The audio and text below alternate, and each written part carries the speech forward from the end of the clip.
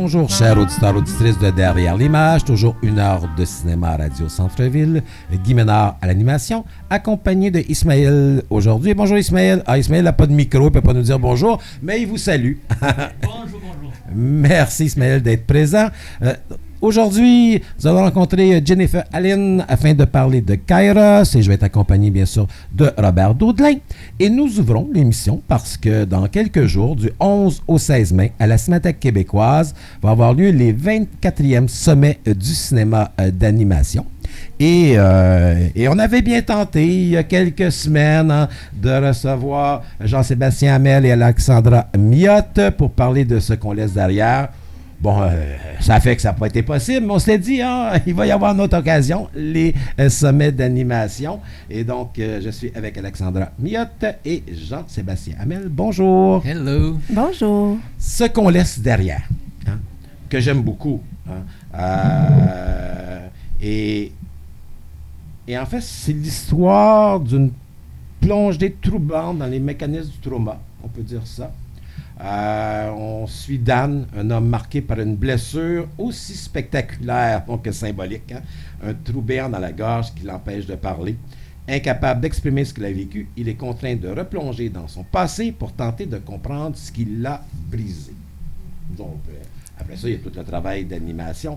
Ce qui est fascinant, c'est que je vois un parallèle avec votre dernier film d'animation. Un trou dans la tête. Dans la poitrine. Dans la poitrine. Pourquoi? Je cherchais. Là, quand je parlais, je me disais... il y a tout le temps un trou dans nos histoires. Effectivement, il y a toujours une blessure à guérir. Dans un trou dans la poitrine, je n'ai pas la tête, mais un trou dans la poitrine, il y avait... C'était lumineux. Là, c'était des enfants. Ici, on est plus dans une lumière beaucoup plus sombre. Mais c'est la guérison. C'est une guérison. Vous êtes tenté par la guérison, par les traumas. C'est sûr, dans notre vie, je pense qu'il y a eu des traumas, là, de toute évidence. Ça fait une introspection de faire ça, mais tu disais qu'un trou en poitrine, c'était lumineux, mais c'était à la fois sombre et lumineux. Puis il y avait deux protagonistes, un petit garçon de 7-8 ans, puis sa grande sœur peut-être de 14. Sa grande sœur, c'était quand même plutôt sombre aussi. Ouais. Puis un trou dans la poitrine, on peut imaginer que c'est le même univers, mais dans quelqu'un qui serait rendu dans quarantaine. Tu sais. Quand je disais lumineux, c'était que ça se passait de jour. Et toute l'animation était avec des couleurs un peu chaudes et tout, alors que là, dans ce qu'on laisse derrière, on est plutôt dans le gris, dans le noir, dans le rouge vif. Donc l'univers visuel est très différent d'un trou dans la poitrine. Et l'univers visuel devient extrêmement important parce que c'est le gouffre de l'âme humaine là, qui est comme représenté à travers un peu ces couleurs-là. Donc, on est dans une toute autre palette de couleurs. Oui, mais c'était voulu aussi parce qu'on est des grands fans de films d'horreur, finalement. Mais on n'en a jamais vraiment fait. On se dit, l'animation, justement, peut-être que ça a un côté un peu plus ludique et tout. On explorait un petit peu le body horror déjà dans un trou dans la poitrine. Mais là, on se disait, OK, là, on va mettre le paquet. On va vraiment essayer de voir si on peut faire un film d'animation qui est beaucoup plus une facture horreur. Puis donc, ça comprend effectivement le travail des couleurs. Particulièrement, nous, ce qu'on essayait de trouver, c'est une couleur qui a un effet radioactif, tu sais, quelque chose qui t'infecte puis qui te ronge, puis c'est pour ça qu'il y a beaucoup de vert. Oui, le vert. Oui, c'est ça qui vient, parce que sinon, c'est sûr aussi, si c'est tout sombre, brun foncé, vert foncé, gris, ça devient un peu une bouillie aussi à l'écran. Alors le vert, ça punchait un petit peu, justement, pour amener une lumière, mais pas une belle lumière, tu sais, une lumière un petit peu plus maladive. Mais c'est une progression aussi, parce qu'au début du film, qui est l'image principale là, qu'on diffuse dans les médias, c'est plutôt chaud quand même. Là. C'est quelqu'un qui est devant une télé, c'est un peu mauve, il y a le soleil qui rentre. Mais à mesure qu'on descend, qu'on avance dans le film, c'est voulu comme étant introspectif. Puis on descend dans des endroits de plus en plus sombres. Fait que c'est toujours les couleurs deviennent constamment de plus en plus sombres, avec quelques resets évidemment, parce qu'il y a une limite à être sombre. Mais autant dans le son, il y a le même processus. Puis c'est tout ça, c'est dans le but d'arriver un peu à l'essence de qui le protagoniste est. Et ce qui est fascinant en animation, c'est que, parce que c'est un film qui dure une dizaine de minutes, en quelques secondes, vous pouvez nous donner plein de clés, mais qu'on ne voit pas. Des fois, il faut les revoir une deuxième puis une troisième fois. Ce qui est aussi, je dirais, la beauté et le bonheur des films d'animation. En durant 10 minutes, tu peux le voir 3-4 fois sans que ça pose aucun problème. Mais dans cette scène d'ouverture, oui, on est filmé de dos. On a un personnage qui est assez corpulent. Et là, tout d'un coup, sa tête tombe. Et là, le fameux trou qu'on doit remplir apparaît. Et en face de lui, il y a son reflet. Avec ce lieu, parce qu'il va y avoir une unité de lieu par la suite. Donc, en quelques secondes, vous avez donné à peu près toutes les clés là, pour arriver à rentrer dans cet univers-là. Parce que la tête à tombe, il faut la remettre, on perd de vue le personnage et là, il se dirige. Il se dirige vers cette fenêtre qu'il voit et qu'il doit, apprendre à accepter pour pouvoir traverser tous les traumas qu'il a vécu. Et ça, je trouve ça beau dans l'animation. C'est que comment, en quelques secondes, vous pouvez jouer avec les éléments. C'est sûr aussi qu'on peut faire des choses qui seraient beaucoup plus difficiles à faire en live. Tu sais, justement, tu parles de la première scène, le coup avec la blessure, puis la tête tombe, puis il remet sa tête. Je veux dire, oui, tu pourrais le faire en 3D avec des effets spéciaux, mais des fois, quand tu vas dans du live, ça devient grotesque aussi. C'est pas nécessairement ça qu'on voulait. Donc, oui, vu qu'on est en animation, c'est sûr qu'on essaye toujours de dire, OK, comment est-ce qu'on peut parler, mais de façon visuelle, puis de façon originale, symbolique, métaphorique et tout. Je pense que ça l'ouvre beaucoup. Puis tu remarqueras aussi qu'il y a autant dans Un trou dans la poitrine, mais encore plus dans celui-ci, il n'y a jamais vraiment de dialogue. On essaie de garder ça au minimum pour que le langage soit principalement visuel. Oui, parce qu'il est incapable de parler, notre pauvre dame. Oui, en plus. Il faut qu'il retrouve la parole, donc ça vous aide, et c'est l'image qui vient par parler, et le son.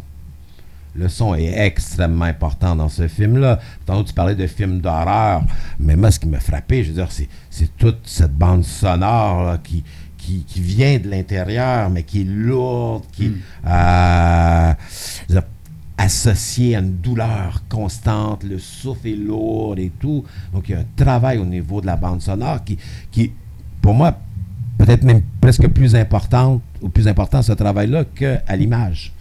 Ah, je dirais que c'est 50-50. 50, bien sûr. Mais non, l'un ne peut pas aller sans l'autre. Puis c'était vraiment ma question que j'ai beaucoup fait l'essentiel du sound design. Puis c'était vraiment la question, c'est comment on s'entend soi-même.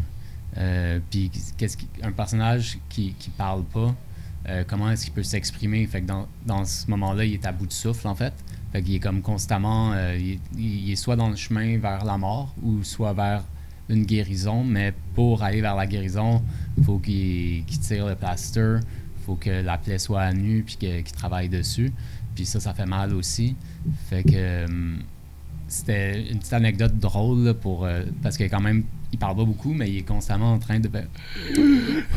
Puis, fait que dans l'animation, pour faire nos timings, juste de, OK, c'est quoi le bon rythme? Le but du bon rythme, c'est que ça soit la sensation la plus réalistement humaine possible pour que le spectateur s'identifie à ce que vit le protagoniste, qui est beaucoup... C'est beaucoup en first person, première personne. Bon, c'est lui qui devient finalement le point d'entrée du film. Tout est vu à travers ses yeux. Puis le spectateur, donc, peut vraiment entrer dedans comme dans un jeu vidéo. Fait que pour faire les timings, j'avais fait la voix. J'étais assez convaincu que je pouvais le faire. Puis c'était vraiment rough. Puis j'avais mal à la gorge comme après une grosse grippe. À chaque fois que je faisais des takes, Alexandra a dit comme, si ça passe pas, hein, sois conscient, on va peut-être chercher un acteur. Puis c'est comme, ouais, on verra à la fin. Puis tout le monde. C'est toi. Finalement, finalement, il m'a convaincu. Il y a juste une voix d'un personnage parce que il n'y avait pas le coffre. Ouais. Le gardien, là. Le gardien, mais sinon même des immenses voix comme. Et tu m'as ouvert la porte parce que ce film est une expérience. Une expérience de trauma, on le mentionne, mais pour y croire, il fallait que le rythme corresponde aussi au changement presque psychologique du personnage. Et oui, il y a un côté horreur, mais il y a un côté un peu réaliste même dans le film. Lorsque la caméra bouge à certains moments, lorsqu'il descend les marches, oui, on peut basculer par la suite, par l'animation nous permet de voyager dans différents lieux, mais pour moi, il y a un rythme qui nous permet de comprendre les traumas de ce personnage-là et les traumas auxquels lui-même est confronté. Et ça, c'est pas évident lorsqu'on est sur sa table à dessin puis qu'on essaie, de fabriquer une histoire. T'sais. Avec la caméra, les personnages sont là. On filme dans le réel puis ils ont chacun leur propre rythme. Dans votre cas, vous deviez reconstituer ce rythme-là. C'était compliqué d'arriver à trouver la mesure où on se dit, là, on est au bon endroit, là, on est trop lent, là, on est trop vite. C'est toujours compliqué, en fait, nous, quand on fait des histoires. Je dirais, au moment du scénario original versus la version finale, il y a comme un fil qui se ressemble, mais c'est très, très différent. Parce que quand, effectivement, tu sais, puis je pense encore plus avec l'animation, au fur et à mesure où on fait le film, des fois, on se rend compte, finalement, cette scène-là, elle accroche, je l'aime pas. Fait que là, on discute. On se dit, si on accroche, ça veut dire qu'il faut la changer. Il faut vraiment changer quelque chose. Puis juste pour donner un exemple, ce qu'on laisse derrière, je dirais qu'on avait animé à peu près 3/4 du film, comme animé, colorié final, puis on n'avait même pas la fin. On avait écrit une fin à l'origine, mais on le savait qu'on boquait dessus, puis ça nous énervait, fait que ça a été vraiment long. Il a fallu aller en retraite à Rimouski, au bord de l'eau, au bord du fleuve, puis c'est là, finalement, qu'on a trouvé la fin. Mais c'est pour dire qu'on est c'est très organique, comment on fait ça. C'est sûr que si on était sur un long métrage avec une grosse équipe, du financement, je pense pas qu'on pourrait faire cette méthode-là, mais vu qu'on est une très, très petite équipe, on peut se permettre d'être très fluide dans la façon dont on scénarise, puis éventuellement qu'on fait l'animation. Et tu m'ouvres une question, parce que, vous êtes un couple, vous travaillez ensemble. Comment vous partagez le travail? Mais il y a quelque chose qui va répondre à cette question, puis compléter l'autre, parce que tu parlais de comment on arrive à rendre quelque chose... très, comment tu dis ça, humain ou réaliste, comme fait, sensation. Une sensation, il y a un ressenti qui est vrai. Parce que c'est facile, de basculer dans l'aspect un peu trop faux, ou j'ai le terme phonie, là, c'est pas le bon terme. Mais ça, je veux dire, dans votre cas, c'est au contraire, là, on est pris dedans, puis on reste juste de la première jusqu'à la dernière image. C'est un beau compliment. Je te dirais que c'est une game de ping-pong impitoyable entre Alexandra puis moi. Mais vous confrontez, là. Mais sans ego, faut vraiment pas. Sans ego, mais des fois quand même de mauvaise humeur. Oui, ça peut même de mauvaise humeur, mais il faut comme penser, c'est l'intérêt du film qui prime, pas. Mais quand je vous confronter, c'est que dans le fait, vous faites rebondir votre idée sur l'autre en disant ça a un sens. Puis il faut accepter que parfois ça peut en avoir, parfois ça peut en avoir un peu moins, ou ça ne cadre pas du moins avec les intentions premières du film. Là. Exact. Ouais, ou des fois, c'est ça. On se rend compte, vu que ça prend 2 ans à faire à peu près, le film de même, tu te rends compte que tu as des meilleures idées, qu'on connaît plus nos personnages, notre compréhension de notre propre sujet a changé, fait qu'on le change aussi. Puis à un moment donné, on se dit, rendu à 2 ans, nous, ça fait même pas si longtemps qu'on fait des courts-métrages, là, peut-être 5 ans.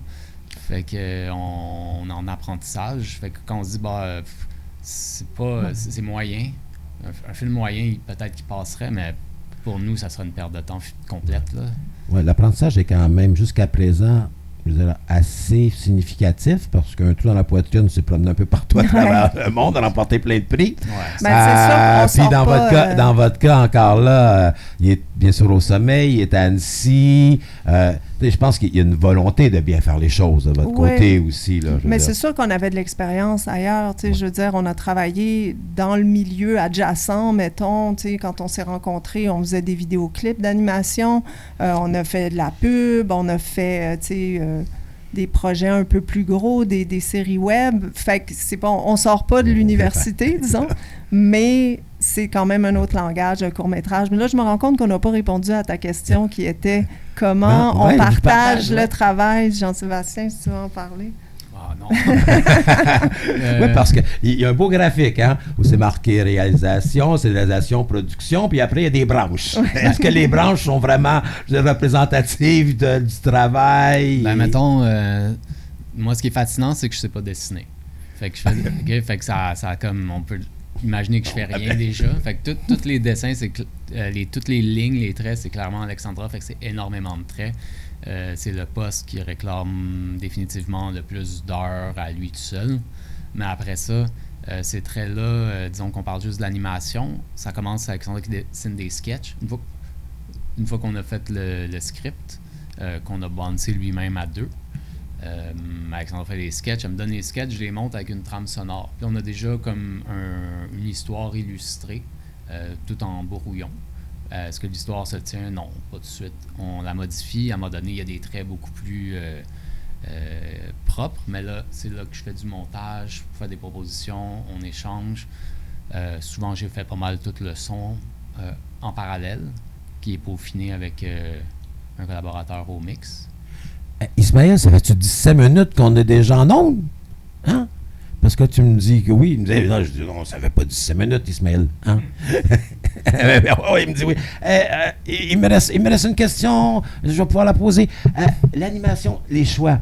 Hein? Parce que pour moi, c'est un monde, je veux dire, fascinant, l'animation. Et finalement, je veux dire, les films fonctionnent, je veux dire, à l'aide de choix. Donc, dans votre cas, c'est du 2D.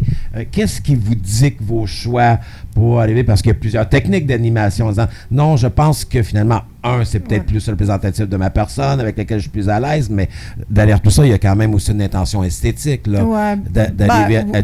Oui, non, dans le sens que quand j'étais à l'université, ça fait un bout, je m'étais fait dire, je la raconte souvent celle-là, mais je m'étais fait dire, tu sais, fais pas d'animation 2D, il n'y a pas d'avenir là-dedans. Non. Apprends le 3D, c'est ça que tu vas trouver des jobs là-dedans. Puis j'ai fait une session de 3D, puis j'ai tellement haï ça que je me suis dit, ben tant pis, je mangerai pas beaucoup, puis je serai pas très riche, mais c'est ça que j'aime faire, j'aime dessiner. Fait que c'est vraiment ça le choix. C'est sûr qu'il y a des nouvelles technologies qui s'en viennent, il y a l'intelligence artificielle, est-ce que ça va nous aider ou pas là-dedans, j'ai aucune idée, mais j'aime le 2D, donc j'ai comme pas le choix de faire ça. Artisanal aussi, oui, il est très, je veux dire, ce qu'on voit le plus qu'on n'aime pas personnellement, mais tu sais, tous les dessins intelligence artificielle, photoréalistes, mais lumière bizarre, je pense que notre style qui est beaucoup plus old school vient ramener justement un côté plus, c'est artisanal, c'est fait à la main, il n'y a pas de bullshit, ça prend le temps que ça prend, c'est pas efficace. Moi, je pense que c'est extrêmement efficace. Tout dépend des récits. À faire peut-être pas. Mais au niveau du récit, ça devient extrêmement efficace parce que, je veux dire, toute cette sensation de recherche, je veux dire, que vos personnages portent, hein, autant dans la poitrine que dans ce qu'on laisse derrière, est marqué par le trait. Hein. Ces traits qui se transforment presque devant nous deviennent une représentation aussi du cheminement de vos personnages. Et il y a une certaine forme d'épuration nécessaire à ce moment-là aussi. Laisse place aux personnages et non plus toujours à ce qui est au décor ou à l'artifice, je veux dire, que le 3D ou certaines autres techniques peuvent, je veux dire, j'aime pas faire des décors non plus. Non, j'aime faire des bonhommes. Fait que c'est sûr que ça va toujours être centré sur des personnages parce que c'est ça que j'aime dessiner. Fait que... Les personnages sont extrêmement riches. Là, Ismaël m'a dit qu'on n'a plus de temps et ça va trop vite. Hein? Donc, je vous rappelle que, bien sûr, ce qu'on laisse derrière est présenté dans le cadre du sommet de l'animation, donc qui est présenté le mercredi 13 à 18h et le jeudi 14 à 20h, bien sûr, à la Cinémathèque québécoise. Vous allez être sur place pour pouvoir, je veux dire, répondre aux questions, bien sûr. Oui. Hein? Et par la suite, bon voyage pour Annecy. Merci. Hein? Merci. C'est toujours le fun de se faire inviter à Annecy. Oui, parce que c'est notre première fois. Ah oui. Fait que j'avais l'impression que tout dans la poitrine avait été Annecy. Non, c'était la grande tristesse. OK. là, vous allez dans la cour des grands. Là, vous allez voir c'est quoi. Le grand festival d'Annecy. Mais... certains qui vont adorer. Merci beaucoup, Alexandra Millotte et Jean-Sébastien Hamel. Et on vous rappelle ce qu'on laisse derrière.